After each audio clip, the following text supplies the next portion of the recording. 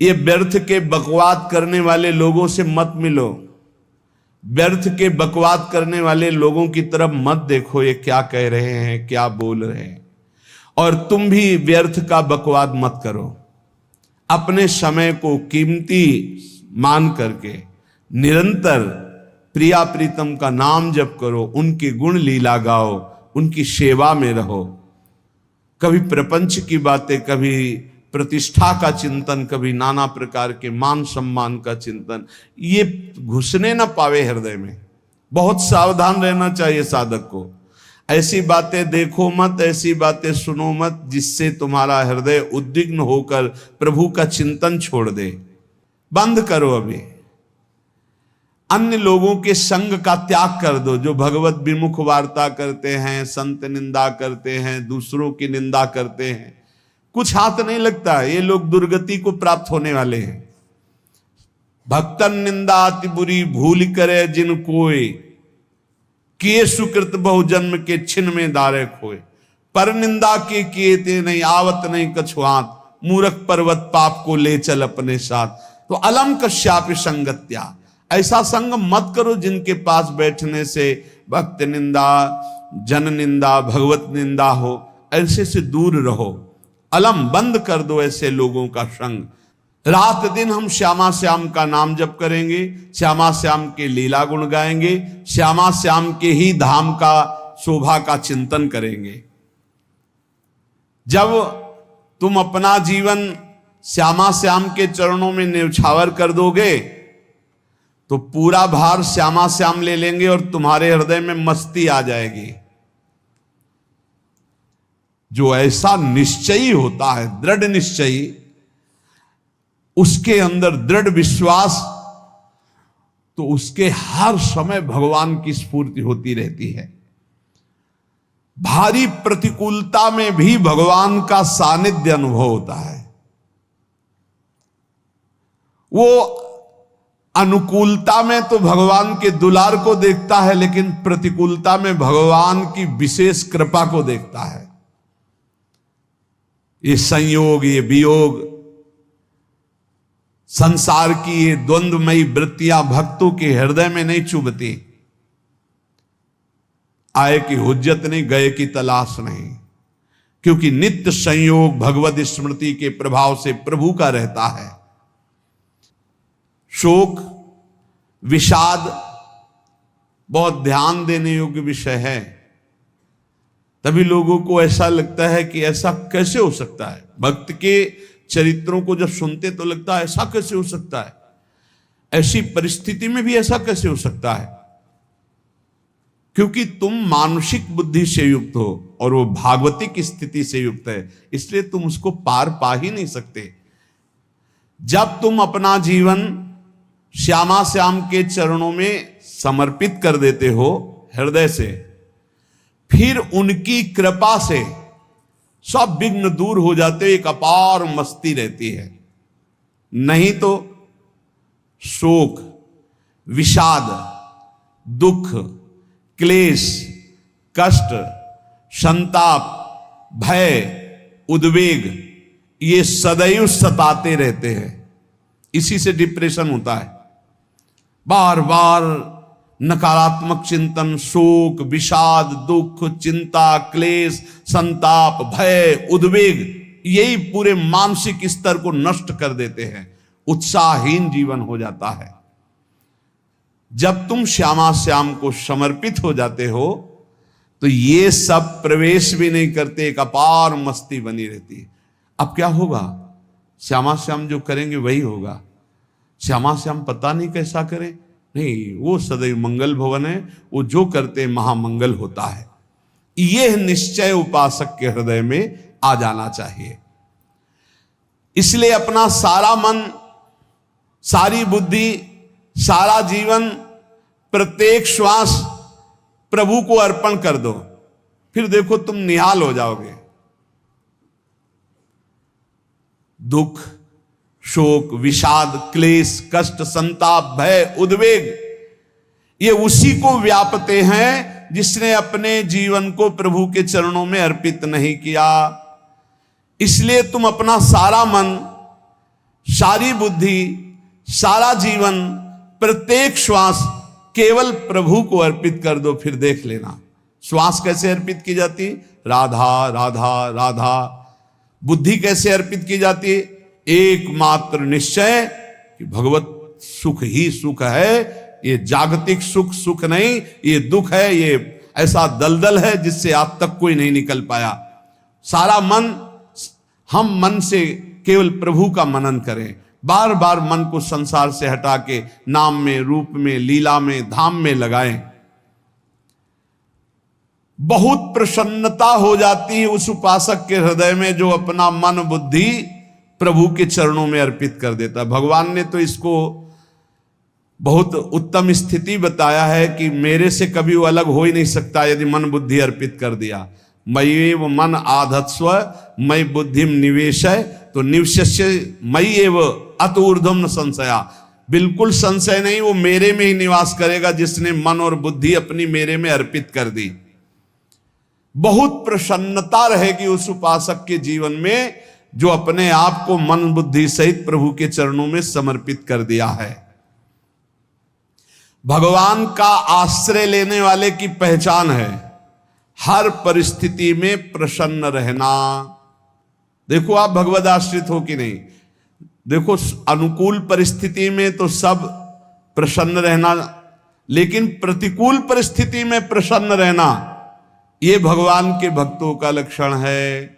हर परिस्थिति में प्रसन्न रहना ये भगवान के भक्तों का लक्षण है।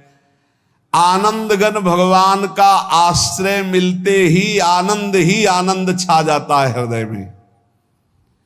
उनके पास आनंद का अभाव होता ही नहीं है।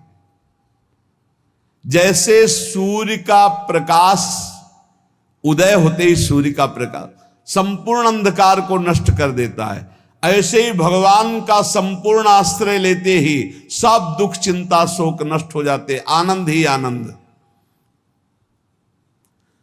तुम भगवान के मंगलमय रूप को नहीं जानते हो, पर उनके मंगलमय भाव को, विधान को मानना शुरू कर दो।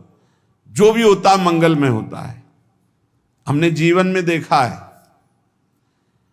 अगर इधर कोई बहुत बड़ा सुख दिया तो देर नहीं लगेगी, 24 घंटे नहीं व्यतीत होंगे और ऐसे दुख दे देंगे, जिससे दोनों का समान भाव रख करके ना दुख में तुम भूलो प्रभु को, ना सुख में फूलो, सीधे भगवत मार्ग में चल। पूरे जीवन की बात देखा है।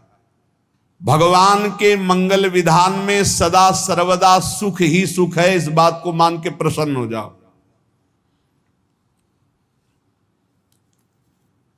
जब भगवान का भजन करने वाले की तन्मयता बढ़ती है भजन में, तो द्वेषी जन अपने आप तैयार हो जाते हैं। भक्त कभी किसी से द्वेष नहीं करता, अपने आप वो द्रोह करने लगते। तो नरसिंह मेहता जी से बहुत गांव के कई लोग थे जो जलते थे, ऐसे जलते थे कि अब क्या करें, कैसे मिटा दे नरसिंह मेहता जी को। अब उपाय तो मिल नहीं रहा था। तो एक दिन संतों की मंडली आई और उन्होंने कहा कि हम रास्ते में कोई चोर आदि धन ना ले ले, इसलिए यहां से किसी की हुंडी चलती है क्या द्वारिका में? पहले ऐसा था। बोले हाँ हाँ, हमारे यहां बहुत बड़े सेठ हैं नरसिंह मेहता जी, पर आप कहोगे वो मना कर देंगे। कई बार कहोगे, अगर वो स्वीकार कर ले तो वहां। और उनका लक्ष्य था कि नरसिंह मेहता जी की तो खाने की भी सुविधा नहीं थी, हुंडी कहाँ की बात आई। उनका था कि जब वो ना कहेंगे तो संतजन नाराज हो जाएंगे, अगर हाँ कह दिया तो वहां हुंडी चुकेगी नहीं, तो संतजन अपने आप इनको शाप दे देंगे, अपराध बन जाएगा, ये नष्ट हो जाएंगे। संतों को भेजा नरसिंह मेहता जी ने, सबकी दंडवत की, चरण पखाड़े। तो उनका ये इतना रुपया है, द्वारिका में साधु सेवा हम करेंगे, वहां तुम्हारी हुंडी चलती है, तो आप अरे उनका आप कहाँ भूल रहे हो, यहाँ खाने की भी व्यवस्था। बोले हमें सब पहले से बता दिया गया कि आप मना करोगे, बार बार मना मत करो, हमें पता है। तो उन्होंने ठाकुर जी की तरफ देखा, बोले क्या लीला है प्रभु, संतों से हम क्या कहें, ये ले रुपए। उस समय स्वर्ण की मोहरें चलती थी, बेच के बाजार से खूब उन संतों को पवाया, उन्हीं संतों की सेवा की। और उनका अपने सेठ का नाम तो बताओ जहां हमें जाके हुंडी मिलेगी। सेठ, सावल सा सेठ। संत जन गए वहां, पूछा कि नरसिंह मेहता जी का जिन सेठ से परिचय, उनका नाम सावल सा सेठ, उनकी गद्दी कहाँ है? तो जो कुछ भक्त थे वो द्वारिकाधीश की तरफ संकेत करते कि वही हैं। बोले नहीं नहीं, वो सेठ है, उनकी गद्दी चलती थी। पूरी बाजार में कहीं कोई। अब संत जन एकांत में होकर के बहुत विचलित हुए, क्या हमारे साथ धोखा हुआ? नरसिंह मेहता जैसा संत क्या धोखेबाज हो सकता है? देखो, संशय तो बहुत विचित्र होता है। बड़े बड़ों को संशय हो जाता है। जब भगवती सती जी को संशय हो गया, राम जी को, हे खग हे मृग हे मधुकर श्रेणी, ऐसा पूछते हुए कि सच्चिदानंद कैसे हो सकते, तो किसी को हो सकता है, क्योंकि वो बुद्धि की अधिष्ठात्री देवी है। जो ही उनके मन में ऐसा आया कि क्या हमारे साथ धोखा हो रहा है, इतने में ही देखा जय हो सावल सा सेठ की। वो कहा सावल सा सेठ, तो देखा बढ़िया मुनीम जी उनके साथ, सेठ बस्ता लिए हुए मुनीम जी, सरकार इधर से चलो। तो उनका सावल सा सेठ आपका नाम है? संतों ने कहा। बोले हाँ। बोले नरसिंह जी? हाँ। बोले आपकी हुंडी आ गई है। हुंडी एक कागज में लिखा कि ये हमारे सेठ जी को दे देना। वैसे लोग मुझे माखन चोर कहते, कोई कुछ कहता, लेकिन आपने सेठ बना दिया। जब आपने सेठ बना ही दिया तो आप कभी परवाह मत करना तुम। और ये सेवक आपकी सेवा में सदैव तत्पर है। भगवान ने ऐसा लिखा। जो भगवद आश्रित है, एक बार ये चलता रहता है, जो संत जन होते हैं उनके विरोधी अपने आप बन जाते हैं। किसी से कोई मतलब नहीं, अपने आप विरोधी बन जाते हैं। कबीरदास जी का पूरी काशी में यश था। भजन करने वाले महापुरुषों का यश बढ़ता है जब, तो जो भजनहीन होते हैं उनके हृदय में जलन पैदा हो जाती है और वो उनको विविध प्रकार से फंसाना चाहते हैं, उनको कष्ट देना चाहते हैं। तो कबीरदास जी के यश को धूमिल करने के लिए कुछ ब्राह्मणों ने एक रचना रची। मुड़ मुड़ा के कबीरदास जी के शिष्य बन करके पूरी काशी के सब आश्रमों में निमंत्रण दे आए। कल भंडारा है, संत सेवा है, सबने स्वीकार किया। कबीरदास जी अपनी दिनचर्या करके निकले तो संत मंडली आने लगी। बोले कै बजे सेवा है? साधु सेवा। बोले कौन सी साधु सेवा? बोले कल आपके शिष्यजन निमंत्रण दे के आए, पूरी काशी के सब संत आ रहे हैं। कबीरदास जी ने कहा यहाँ तो एक की भी व्यवस्था नहीं, पूरी काशी के संत आ रहे। अच्छा, समझ में आ रहा है, लीला बिहारी तुम लीला करना चाहते हो। गए अपना निकल गए गंगा किनारे, एक झाऊ के नीचे बैठकर अपना भजन ध्यान में मगन है। 11-12 बजे तो उन्होंने देखा कि संतों की मंडली, काशी तो बहुत। कबीरदास जी ने देखा कि आश्रम की, तो बोले पता नहीं क्या होगा, चलो चलते हैं। तो ऐसे गमछा वस्त्र करके ऐसे डालकर मुंह ढक करके, वहां बड़ी बड़ी पंगत लगी थी। कबीरदास जी सबको पाओ जी पाओ। कबीरदास जी के रूप में स्वयं भगवान पाओ जी पाओ। कबीरदास जी ने कहा अच्छा, जब स्वामी परस रहे तो हम भी बैठ के पा ले। तो जब उसी पंगत में बैठ गए अपना कपड़ा ढक करके, और जब मोहरे की दक्षिणा दे रहे थे सब लोग कि वाह कबीरदास जी ने आज तो साधु से। सबको जब कबीरदास जी के सामने आए तो ऐसे मुंह ढके, बोले देखो जो मेरा होता है उसे मुंह छुपाना नहीं पड़ता, मुंह ढकला नहीं पड़ता। लो दक्षिणा, तुम भी दक्षिणा लो। कबीरदास जी को कबीरदास जी दक्षिणा दे रहे, और वो कबीरदास जी है भगवान, और ये पाले वाले कबीरदास जी है भगवान के जन। कभी भगवान अपने, अरे जमाने जोर लगा ले, कितना जोर लगाएगा, भक्त और भगवान का झंडा कभी न झुकने पाएगा। बिल्कुल चिंता, शोक, भय, उद्वेग रहित जीवन भगवद आश्रित। तुम भगवान के मंगल विधान में सदा सर्वदा प्रसन्न रहो। अब ये विचार कर लो कि भगवान जो करेंगे तुम्हारा मंगल करेंगे। अब थोड़ा ऐसा बीच में लगता है कि अमंगल हो रहा है क्या, लेकिन पक्का समझो बहुत बड़ा मंगल उनका विधान होता है। बहुत ही उत्तम मंगल होता है भगवान के शरणागत का। भगवान हमारे विचारों वाले नहीं हैं, हमारे विचार प्राकृतिक है, भगवान के विचार चिदानंदमय हैं। वो अपने विचार से हमारा मंगल करते हो, हम अपने विचार से मंगल चाहते हैं। भगवान के विचार से मंगल ही हमारा होगा, इसलिए कभी हमको चिंता शोक भय नहीं करना चाहिए। भगवान की ओर से कभी तुम्हारे लिए ऐसा विधान नहीं होगा कि तुम दुखी हो जाओ, बस तुम्हारी सोच हो सकती है, उसका परिणाम बहुत मंगल होगा। जगत की ओर से निराश हो जाओ, किसी से आशा मत रखो, फिर आप देखो आपका जीवन कैसा आनंदमय व्यतीत होता है। ये जो जगत की आशा है यही दुख प्रदान करती, सच्ची जगत की आशा ही दुख प्रदान करती है। अगर जगत से कोई संबंध न रखा जाए और भगवत भाव में रहकर तो बहुत अच्छा जीवन चलेगा। अपने कर्तव्य का पालन करो, परिवार को भगवत स्वरूप मानकर पोषण करो, किसी से कोई संबंध मत रखो, कोई आशा मत रखो, यही अध्यात्म सिखाता है। अपने आप भगवत स्वरूप, सबका व्यवहार मंगलमय और आपका जीवन मंगलमय। अपने घर में ऐसे रहो जैसे किसी अतिथि के घर में रह जाता है, चलना है यहां से जाना है। कौन रहता है अपने घर में अतिथि की भांति? भगवान का भक्त। जाना है यहां से, अपनी प्रिया प्रीतम के पास जाना। ये हमारा घर नहीं है, यहां तो हम समय व्यतीत कर रहे हैं, अपनी आयु व्यतीत कर रहे हैं भगवत आराधना करते हुए। हमें जाना है प्रिया प्रीतम के पास। वास्तविक घर भगवान का धाम है हमारा, वास्तविक घर वाले प्रभु हैं हमारे। जो नित्य सच्चिदानंद भगवान के चरणों में अपने चित्त को समर्पित करता रहता है, उसको यह अनुभव होने लगता है कि बड़ी कृपा है हमारे ऊपर, भगवान की बड़ी कृपा है हमारे ऊपर। सर्वसमर्थ परम सुहृद भगवान ऐसे भक्त के ऊपर हर समय वरद हस्त रखे रहते हैं। ये केवल प्रवचन नहीं, सच्ची बात मानिए। ऐसे भगवान का वरद हस्त हर समय रहता है। जब भगवान की छत्र छाया में भक्त अपने को देखता है तो आसपास घोर विपत्तियों का भी समुदाय हो तो भी वो आनंद में मगन रहता है। हर हालत में आनंदित रहना ये भक्त का स्वभाव है।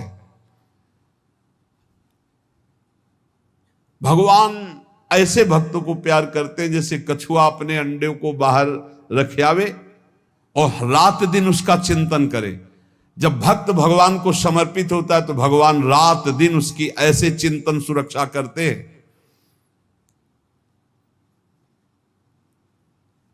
अभय ये दैवी संपदा का पहला गुण है। ये भगवान के शरणागत पर जागृत हो जाता है, वो भयभीत नहीं होता, किसी भी उससे भयभीत नहीं होता। यही डरपि हरिवंश हित, जिनो भ्रमय गुण सलिल पर। इस डर से डरते रहना चाहिए कहीं गुण रूपी पानी में फिसल न जाए, नहीं तो गलती हो सकती है। साधक सावधान रहे। ये अभय दैवी संपदा का सबसे बड़ा गुण है। जो भयहारी भगवान की शरण में आ जाता है तो उसके अंदर ये अभय प्रकट हो जाता है। अगर कहीं तुम्हें एकांत में भय लग रहा है, एक आदमी तो एकांतिक में आए थे, वो कह रहे थे कि हमें हर समय भय लगा रहता कि कोई हमारे पीछे है, अंधेरा तो लगता कोई खड़ा है, मैं जीना मुश्किल हो गया, ऐसा भय। देखो ये मन कैसा है, भगवान से विमुख होने पर कैसे डरवाता है। वो कह रहे हैं हर समय मुझे डर लगा रहता है, कोई सामने खड़ा है, कोई पीछे खड़ा है, ऐसा भय लगने लगता है। और जब भगवान की शरण में आ जाते हैं तो ये अभय स्थिति हृदय में जागृत हो जाती है। कोई भी भय आसपास आ ही नहीं सकता, यहां तक कि नरक का भी भय खत्म हो जाता है जो भगवान की शरण में है। महापापी भी पुण्यात्मा महान भक्तों के समान वो उत्तम गति को प्राप्त हो जाता है जो भगवान की शरण में हो जाता है। पर ये जो भोगों का आश्रय लिए हुए हैं, मनमानी आचरण कर रहे हैं, ये कभी उस अभय को जान ही नहीं सकते कोई अभय पद है क्या। इनको तो कदम कदम पर शोक, भय और दुख की प्राप्ति होगी। कोई बचा नहीं सकता जो भोगों में लगे हैं, मनमानी आचरण कर रहे हैं। अगर निर्भय होना चाहते हो, परम सुखी होना चाहते हो, तो भगवान के शरणागत हो जाओ। सारे जगत को अभय दान देने वाले भगवान हैं। भगवान का एक प्रण है, ममपन शरणागत भयहारी। जो मेरी शरण में आ गया उसके भय का मैं नाश कर देता हूं। साधना में अवस्था मन की मानी जाती है कि आप कितने अच्छे साधक हैं। यदि आपका मन भगवदाकार है, हर समय भगवत चिंतन चल रहा है, आपके स्वप्न भागवती का रहे हैं, आपके विचार भागवतिक हैं, तो आपकी अच्छी साधना हो रही है। और यदि आपके स्वप्न गंदे आ रहे हैं, क्योंकि स्वप्न में मन का ही सारा खेल होता है, और आपकी चिंतन वृत्ति वासनात्मक चल रही, तो अभी साधना का प्रभाव मन पे नहीं पड़ा है। जिसका मन हर समय भगवत चिंतन करता रहता है, वो जीते जी जीवन मुक्त हो जाता, अनुभव होता है। जैसे किसी ने कहा कि हमें कैसे पता चलेगा कि हमारा काम हो गया है, तो जैसे आप भोजन पा लेते हैं तो किसी दूसरे से गारंटी थोड़ी लेनी होती कि हम छक गए हैं क्या, आप जरा बताना हम छक गए हैं क्या। नहीं, अपने हृदय में आ जाता है कि अब मैं तृप्त हो गया। ऐसे ही अपने हृदय में आ जाता है कि मेरा काम हो गया, अब मेरा जन्म नहीं होगा। ये हृदय में आ जाता है, अपने आप अनुभव में आ जाता है। जब स्वरूप बोध होता है तो किसी और से सलाह थोड़ी लेनी होती है, वो अपने आप अनुभव में आ जाता है। हां, यदि गुरुदेव का वर्ण नहीं किया है तो फिर आपको किसी न किसी गुरु से प्रमाणित करवाना पड़ेगा। और अगर गुरुदेव का वर्ण किया है तो वही मंत्र, वही नाम, वही गुरु शरणागति आपको अंदर से पुष्ट कर देगी कि आपका काम हो गया है। विषय चिंतन करता हुआ मन विषय आसक्ति को प्राप्त होता है। विषय आसक्ति को प्राप्त हुआ मन बार बार जन्म मरण और नरक को प्राप्त होता है। बस ये विषय चिंतन हटाना ही प्रमुख कर्तव्य साधना का है। बार बार मन को विषयों से हटा करके प्रभु के नाम में लगाओ, प्रभु के रूप में लगाओ, प्रभु की लीला में लगाओ। जहां भगवान प्रकट होते हैं वहां परमानंद की बाढ़ आती है। पर ये ध्यान रखें, गुलाब का फूल कांटों में खिलता है, उसकी सुगंध लेनी, फूल लेना है तो कांटों से बचाकर। ऐसे ही जब आप भगवत चिंतन के लिए चलेंगे तो आपका चिंतन चुराने के लिए माया विविध नाटक करेगी, कांटे फैलाएगी। कोई तुम्हारी निंदा करेगा, कोई अपमान करेगा, कोई उपहास करेगा, तुम्हारी अव्यवस्था हो सकती है, तुम्हारी परिस्थिति बहुत भयावह हो सकती है। इन परिस्थितियों में भी भगवत चिंतन का तार ना टूटने पावे तो आगे गुलाब का फूल है। जैसे कांटे से बचाकर गुलाब का फूल लेते हैं और भगवद अर्पित करके सौरभ का सुख लेते हैं, ऐसे ही भगवान के प्रेमानंद का अनुभव करने के लिए संसार के कांटों से बचना होगा। और खिलेगा यही फूल संसार में ही, मनुष्य देह में, और योनियों में नहीं। भगवत प्राप्ति स्वर्ग में नहीं होगी, इसी मृत्यु लोक में होगी। पहले मन नहीं लगता भगवत चिंतन में, भगवत चिंतन जबरदस्ती करना पड़ता है। भगवत चिंतन जे ही प्रारंभ करोगे ते ही बहुत बाढ़ आ जाएगी पाप चिंतन की। ध्यान दीजिए, बहुत लोग प्रश्न करते रहते हैं कि हम जब भजन में बैठते हैं तो बहुत गंदी बातें आती, मन बड़ा चंचल होता है, भाग जाता है। ऐसा प्रारंभ में जब कोई भगवत चिंतन प्रारंभ करता है तो उसका मन विषयों में भागता है, गंदी बातों में भागता है। अब लोग कहते पहले तो हमारा चिंतन बढ़िया होता था, अब चिंतन नहीं होता। तो कोई सिद्ध पुरुष थोड़ी हो गए, तुम्हें जबरदस्ती चिंतन करना होगा। जगत के प्राणी में जहां मन जाए तो इसमें भी भगवान, पदार्थ में मन जाए तो उसमें भी भगवान। जहां जहां मन जाए वहां वहां भगवान देखो, या मन को हटाकर नाम मंत्र में लगाओ। ऐसे भगवत स्मृति जागृत की जाती है, बार बार प्रयास करना होता है। कई लोग ये प्रश्न करते हैं कि हमसे बड़े पाप हो गए तो क्या हमें भगवान की प्राप्ति हो जाएगी? तो यहां कह रहे हैं भगवान किसी के पूर्व जीवन को नहीं देखते हैं, वर्तमान के भजन को देखते हैं। पकड़ो इस बात को।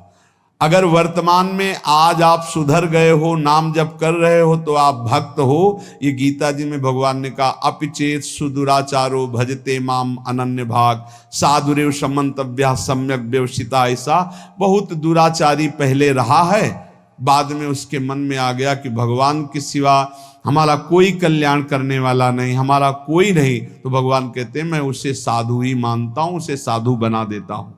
भगवान किसी के पूर्व जीवन को नहीं देखते। बहुत बढ़िया बात है।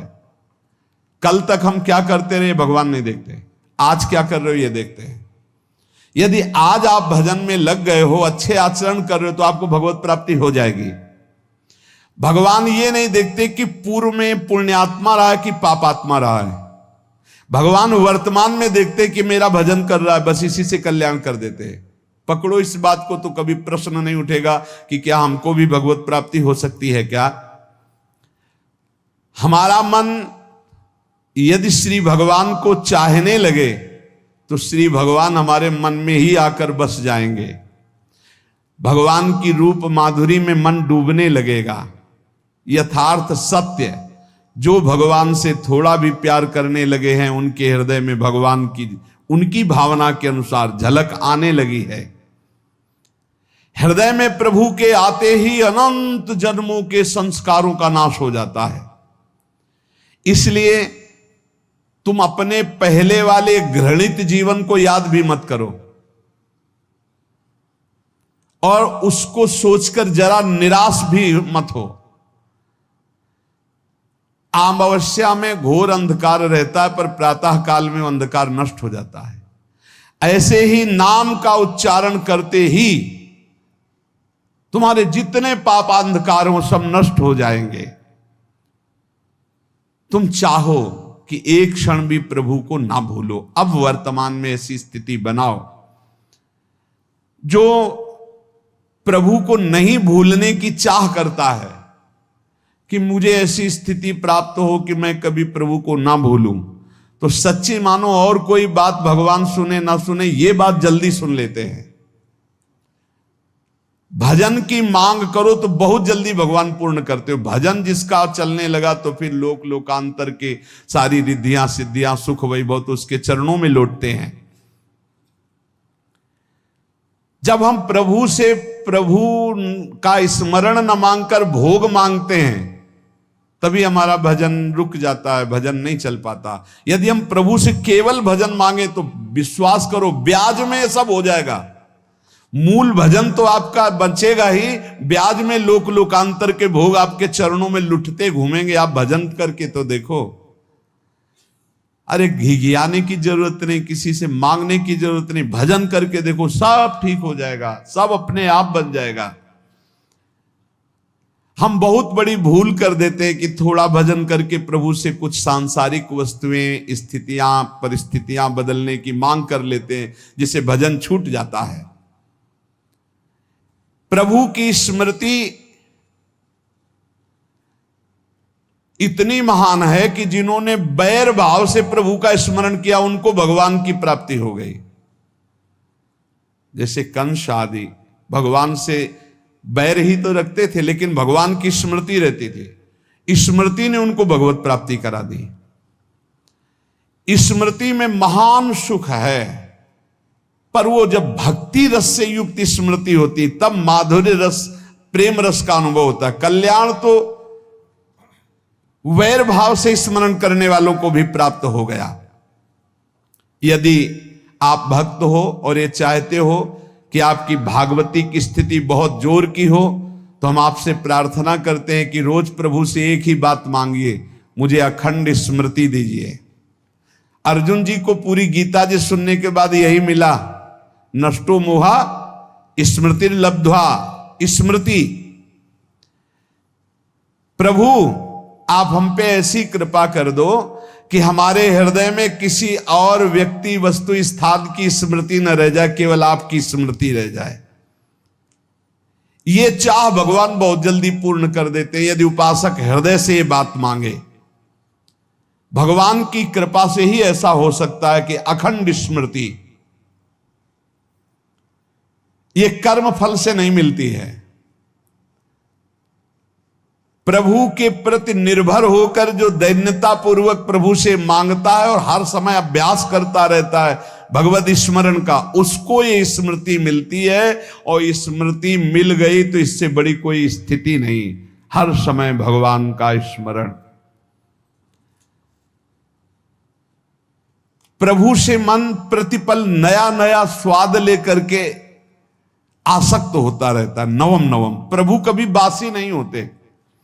जैसे किसी व्यक्ति को देखो तो देखते देखते मन हट जाएगा कि देख लिया, बहुत सुंदर है, ठीक है, लेकिन वो एक दिन मन हट जाएगा। और प्रभु की सुंदरता नवम नवम है, प्रभु के नाम का स्वाद नवम नवम है, प्रभु की लीला का स्वाद नवम नवम है, प्रभु के धाम की शोभा नवम नवम है। जैसे आचार्य महाप्रभु हरिवंश चंद्र जी कहते, नयो नेह नव रंग नयो रस नवल श्याम वृषभानु किशोरी, नव पीतांबर नवल चूनरी, नई नई बूंदन भींजत गोरी, नव वृंदावन हरित मनोहर, नव चातक बोलत मोर मोरी, नव मुरली जो मल्हार नई गति, सब कुछ नया।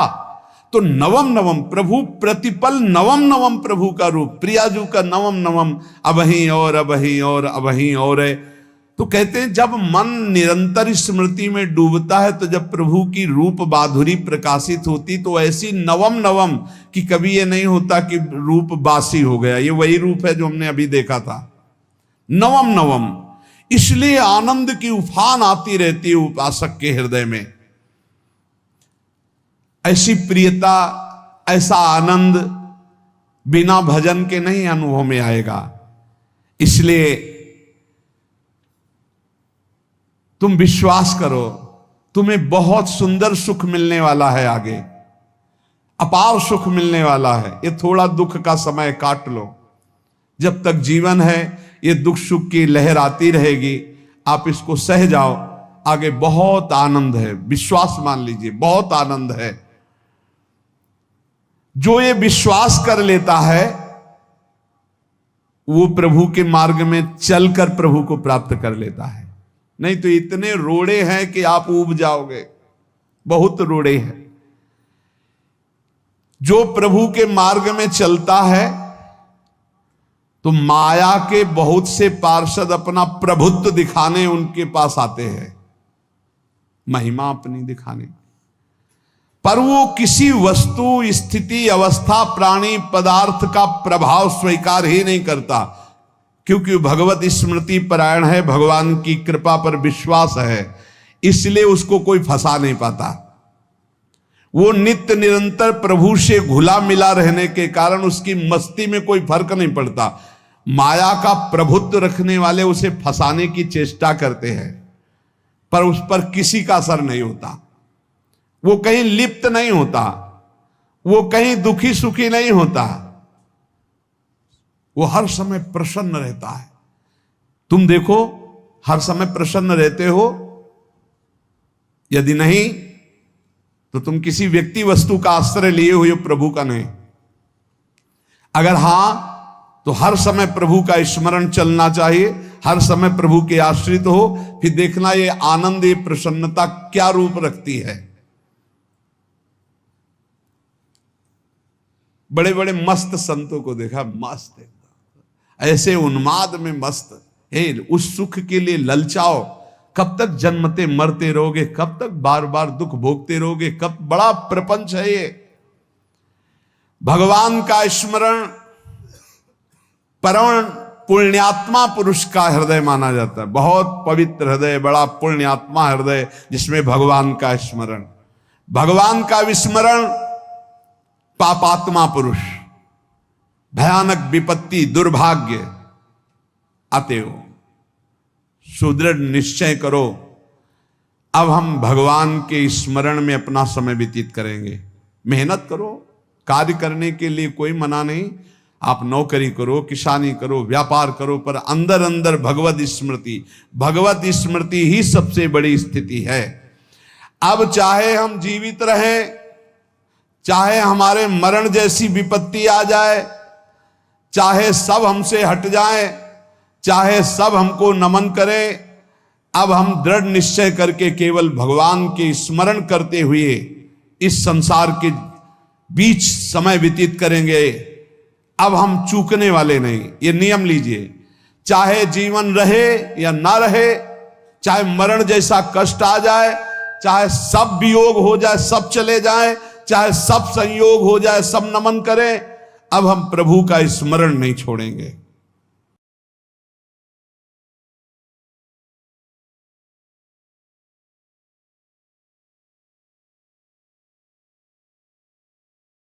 राधे राधे।